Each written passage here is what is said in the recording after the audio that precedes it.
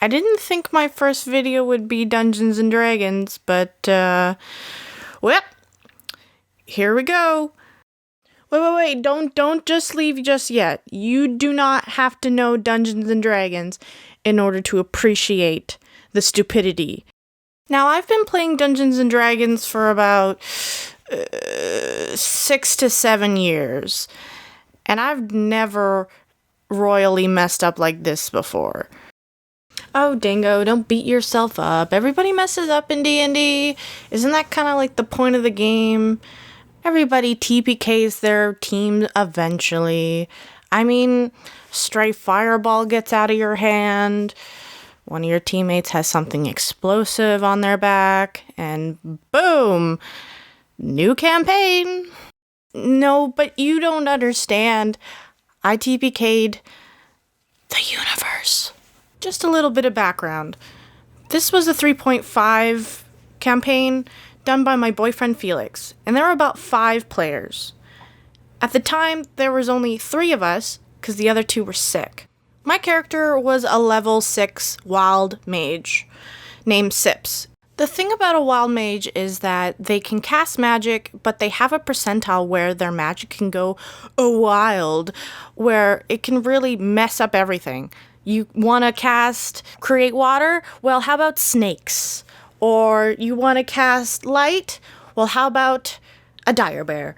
My character's wild magic percentile was determined by how much his curse was grown on him. He had a crocodile hand, and the more that it grew onto him and his skin became more into a crocodile, the higher percentage his wild magic was. At the time, he was about at 30% for his magic to just go buck wild.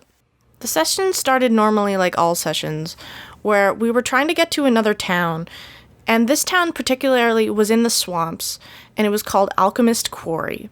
We're traveling through the swamps, and we constantly have to make reflex saves, because there's friggin' earthquakes every gosh darn minute. We didn't really think much of it, but turns out it's kind of our death.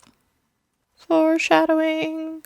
We arrived at the town, and this town was really, it was magical as fuck. Everything was magical. All the buildings, all the people, just magic. Since there were only about 3 of us instead of the normal 5, we kind of all looked at each other and went, want to go get drunk? Heck yeah. We went for a drink, and, well, my character doesn't really drink. He's never gotten drunk before. So initially when he went to the bar, he kind of hung out and did nothing until one of the players in my group went up to me and said, "Hey, you want to sing karaoke with me?" And Sips was like, I'm gonna have to get really drunk for that. So he rolled and he got a natural 1. So he kind of just looked at the drink and was instantly smashed. Now, I don't know what you think, but I think having a drunk wild mage is not really a great combination. But Sips managed to go up there and actually crush it. He was a great singer, he rolled high, and at the end, he wanted to show off his little bit of magic and cast dancing lights as something like, ta-da! Well, when he did that, Felix rolled for the percentile and got like a 29, like just under the percentile. So as soon as he cast lights, dancing lights, it was wild magic. We all kind of looked at each other and went, what's gonna happen? And so Felix was like, okay, I got this. He looks at the chart next to him and he rolls to see what he has to choose from the chart. So he rolls, and then you kind of see this expression on his face where he goes, ooh. And then everybody kind of like looks at each other and goes, what's up, Felix?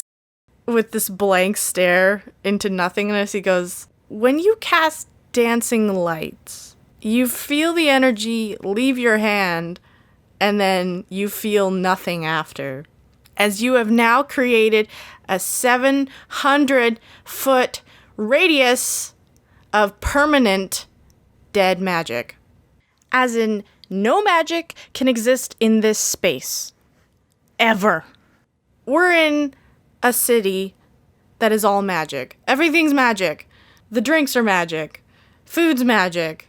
Your underwear is magic. Everything is magic. And I just created a 700-foot radius, so 1,400 feet across, of permanent dead magic.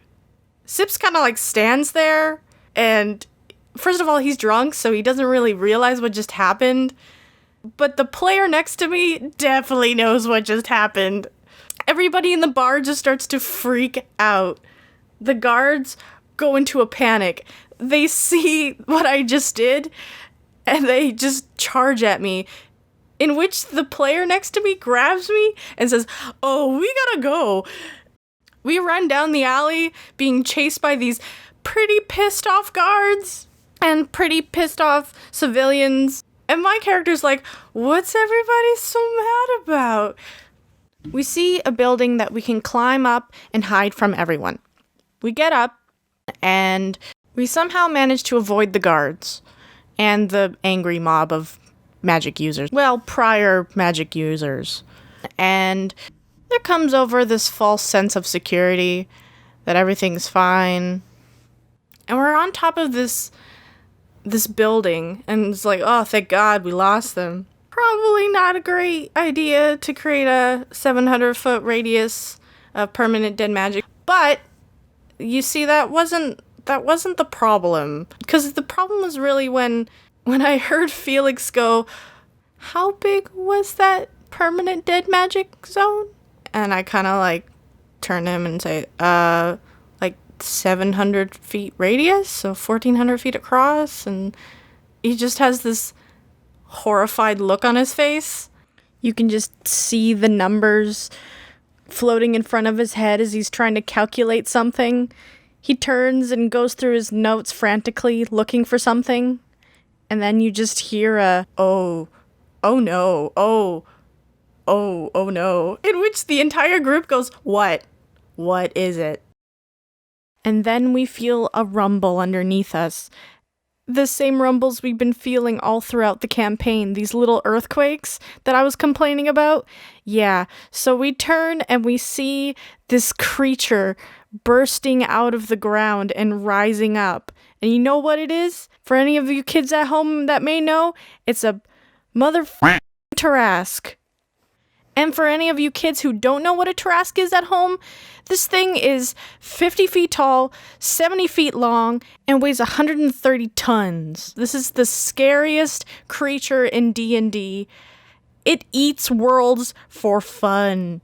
So let me just read an excerpt from the D&D Wikipedia page on the Tarrasque. Although no one present has likely ever seen it before, its hulking monstrosity is instantly recognized to anyone who has ever heard the stories of the legendary wrath. There is only one beast that casts its shadow over entire cities, only one creature capable of striking such fear into all who gaze upon it. After all, there is only one Tarrasque. All it does is kill, eat, sleep, and repeat. This thing has 700 health, attacks with plus 46, and moves at 80 feet per turn. This thing is insane. And did I forget to mention that I'm a level 6? All my party members are a level 6. How are we supposed to go against a level 20? It's a god! Yeah, because it turns out this village out in the middle of nowhere has a frickin' Tarrasque underneath it that was held by immovable rods of magic. So when I cast that dead magic zone of 700 feet, it kind of dispelled the rods and released the Tarrasque. But it wasn't really my fault, because who frickin' keeps a Tarrasque underneath their city. That's like keeping the Antichrist in your closet. So I drunkenly sang karaoke so bad that I released The Apocalypse.